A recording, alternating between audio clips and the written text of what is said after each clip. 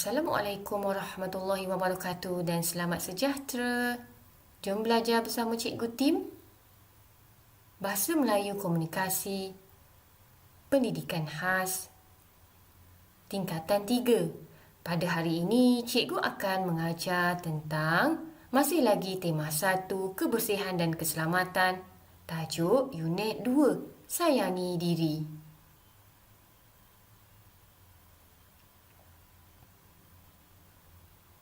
Pada hari ini, Cikgu akan mengajar tentang Unit 2, Sayangi Diri, Kemahiran Mendengar dan Bertutur.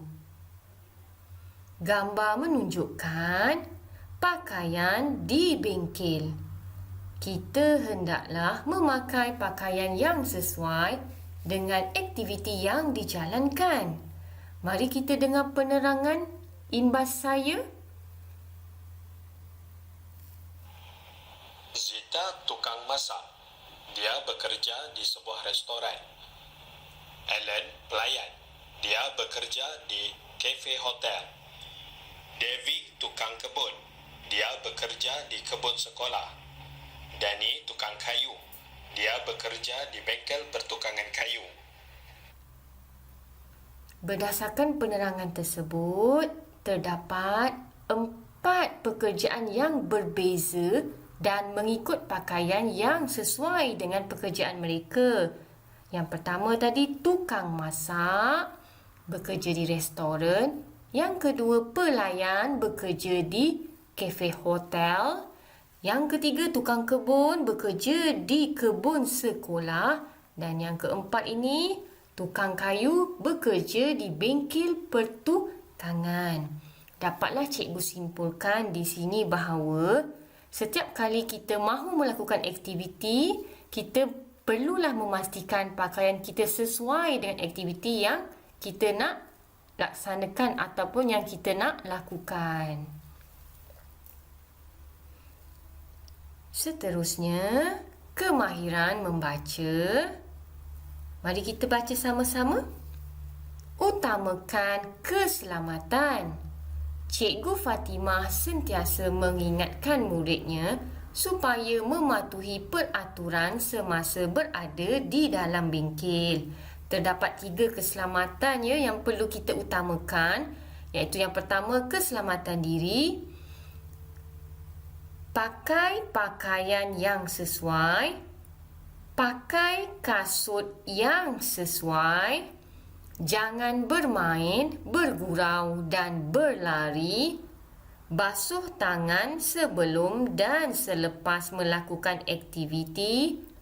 Laporkan kemalangan yang berlaku dengan kadar segera. Seterusnya, keselamatan fizikal. Patuhi peraturan bengkel. Dilarang membawa beg ke dalam bengkel. Jangan ubah kedudukan alatan di dalam bengkel. Bersihkan bengkel selepas digunakan. Dan tutup semua suis selepas digunakan. Anak murid cikgu boleh berulang kali membaca bagi memantapkan kemahiran membaca di rumah. Selamat membaca. Seterusnya, kemahiran membaca, keselamatan alatan. Simpan alatan di tempat yang selamat. Gunakan alatan dengan berhati-hati. Bersihkan alatan selepas digunakan. Laporkan kerosakan dan kehilangan alatan kepada guru.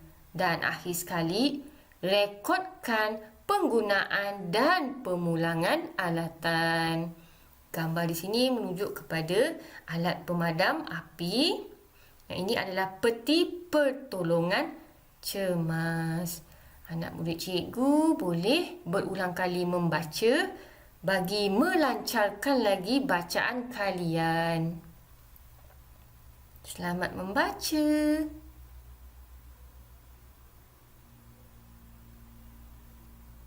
Seterusnya, kemahiran menulis. Jawab soalan Yang pertama, senaraikan 3 keselamatan diri di bengkel. Yang kedua, senaraikan 3 keselamatan fizikal di bengkel. Dan yang ketiga, senaraikan 3 keselamatan alatan di bengkel. Sebentar tadi cikgu telah membaca keselamatan diri, keselamatan fizikal dan keselamatan alatan, bukan? Jadi anak murid cikgu perlu menuliskan jawapan dalam modul berdasarkan penerangan sebentar tadi. Tulis jawapan di dalam modul. Cikgu telah pun menyediakan ruangan jawapannya pada modul penilaian. Tandakan betul bagi pernyataan yang betul dan pangkah pada pernyataan yang salah. Jadi anak murid cikgu baca satu persatu, ada 10 soalan di sini. Sekiranya pernyataan itu betul, tandakan betul. Sekiranya pernyataan itu salah, tandakan pangkah. Cikgu berikan contoh ya. Yang pertama, cuci tangan sebelum melakukan aktiviti. Betul ke salah? Betul. Jadi, tandakan betul pada ruangan jawapan. Yang kedua, pakai perhiasan dan barang kemas. Tadi ada tak cikgu nyatakan boleh pakai perhiasan? Tak ada kan? Jadi, salah tu. Anak murid cikgu pangkah pada ruangan jawapan nombor 2, pangkah. Yang lain, anak murid cikgu jawab sendiri ya, dengan bimbingan ibu bapa di rumah. Baca satu persatu sebelum menuliskan jawapan yang tepat. Seterusnya, kemahiran menulis juga. Pada pendapat anda, mengapakah murid perlu memakai pakaian yang sesuai semasa berkebun? Apa pendapat awak? Sekiranya berkebun, kenapa kita perlu memakai pakaian yang sesuai? Jika lihat pada gambar rajah ni cikgu lah ya. Cikgu yang mengajar mungkin asas tanaman. Anak murid ni semua adalah anak murid yang mengambil asas tanaman lah. Jadi pakaian mereka kalau lihat di sini bertopi, kemudian memakai sarung tangan, memakai t-shirt dan sebagainya. Jadi anak murid cikgu tuliskan pendapat anda pada ruangan jawapan dalam modul yang telah cikgu berikan. Awak tulis apa sahaja pendapat awak kenapa perlu memakai pakaian yang sesuai. Jadi, sekian saja PDPR cikgu pada hari ini.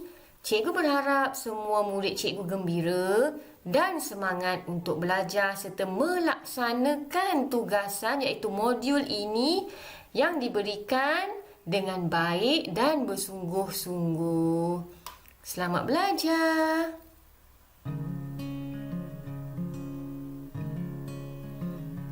Terima kasih kerana menonton dan belajar Bahasa Melayu Komunikasi bersama Cikgu Tim. Sila kongsi dan subscribe YouTube Cikgu Tim untuk belajar dan mengikuti PDP yang seterusnya. Selamat belajar.